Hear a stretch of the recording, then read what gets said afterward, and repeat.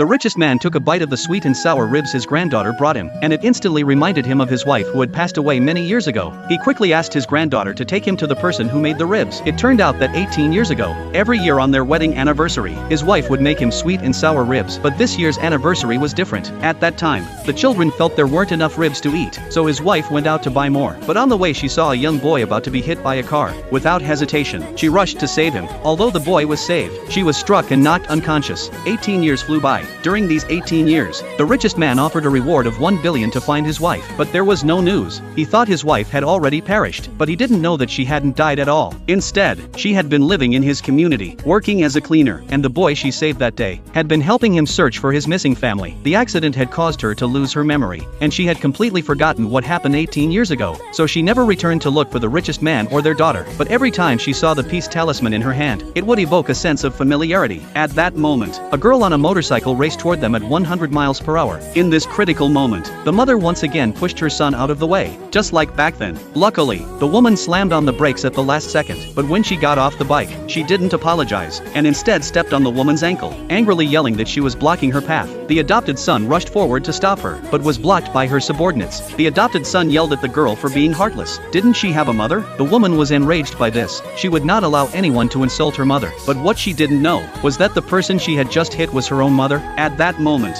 her older brother called and told her to come home, so she let them go. However, as they were leaving, the car ran over the peace talisman that had fallen on the ground. When they returned home, the housekeeper, while wiping the car, noticed the talisman stuck to the tire. When she opened it, she was shocked to find the peace button inside. The housekeeper immediately recognized it as the peace button belonging to the lady of the house. The richest man was told that the peace button was found in the yard, and everyone believed that his wife must be in the neighborhood. A few of them immediately decided to hold a wedding anniversary celebration for him the next day, and invite dignitaries from all over. They hoped that his wife would see the celebration and return to reunite with them. On the other side, the supervisor gathered the employees for a meeting, telling them that they needed to help clean at the richest man's house tomorrow. When the woman arrived at the richest man's house, memories from 18 years ago flooded back. At that moment, a girl suddenly ran out, calling her grandmother. Looking at the innocent and pure face of the girl, the woman felt a strange sensation. She couldn't help but think, if only her own granddaughter had grown up like this. She handed the ribs to the girl. However, the daughter suddenly ran out, furiously pushing her to the ground, and angrily accusing her of trying to abduct her niece. The girl was heartbroken, crying uncontrollably. She angrily decided to tell her grandfather the truth.